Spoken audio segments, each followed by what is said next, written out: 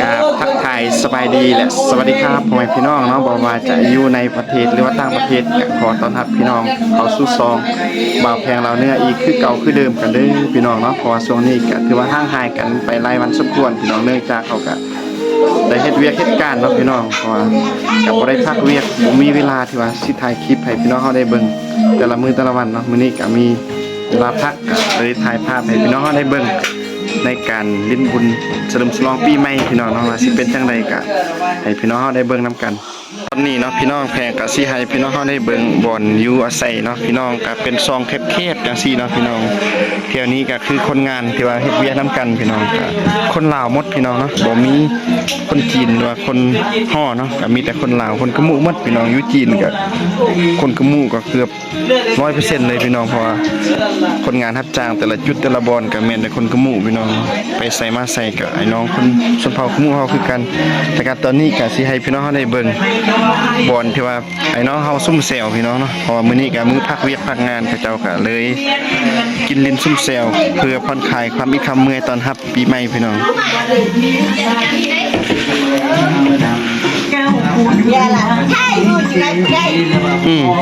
ถ่ายรูปก่อน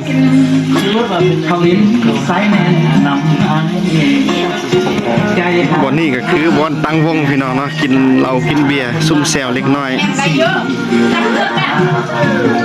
ส่วนบอนนี่ก็คือบอนแต่งอยู่พวกกินพี่น้องเนาะตอนนี้เนาะพี่น้องเฮาก็สิพาพี่น้องเฮาไปเบิ่งบอนอยู่แถวบริเวณบอนอยู่อาศัยเนาะบริเวณสวน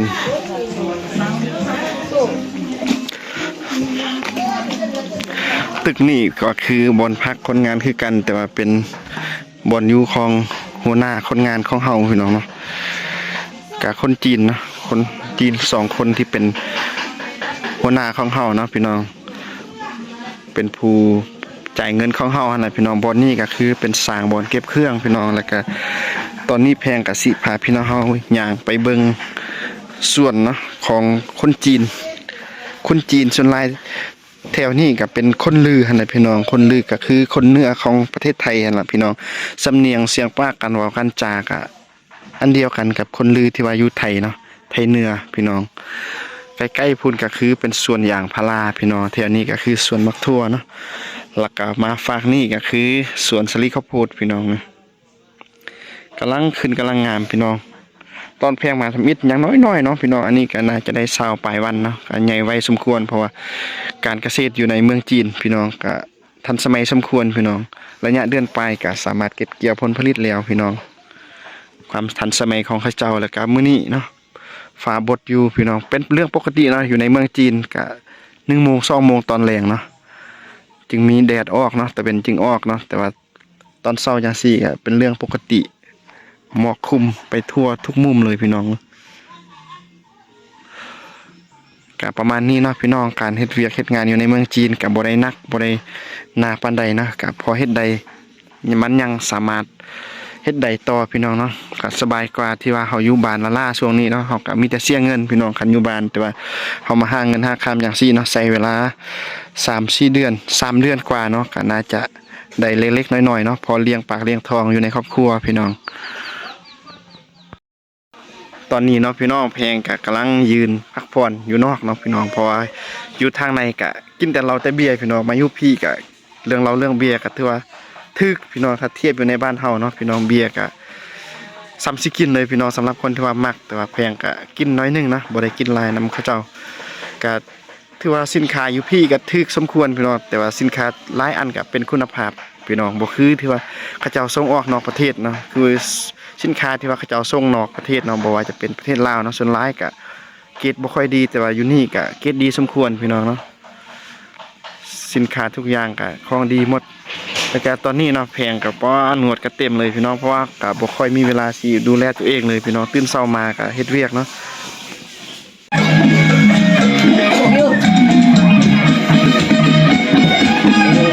น้อง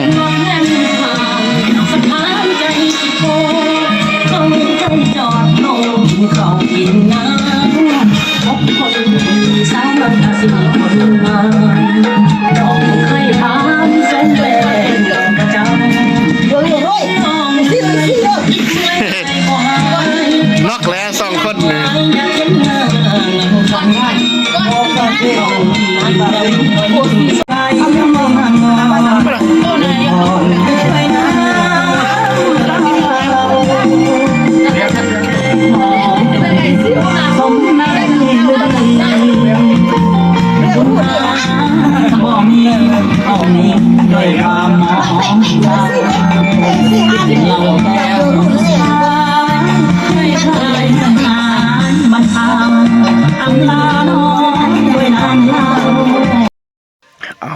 เนาะพี่น้องตอนนี้แพงก็ได้ย่างออกมานอกพี่น้องอยู่ในแคมป์สวนมักทั่วพี่น้อง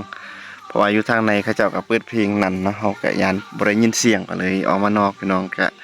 ภาพบรรยากาศในการเฉลิมฉลองปีใหม่อยู่ในประเทศจีนก็ประมาณนั้นเลยเนาะพี่น้องเฮาก็มีการซุ่มแซวเล็กน้อย เพื่อผ่อนคลายความอิดความเมื่อยจากการเฮ็ดเวียกเฮ็ดงานมา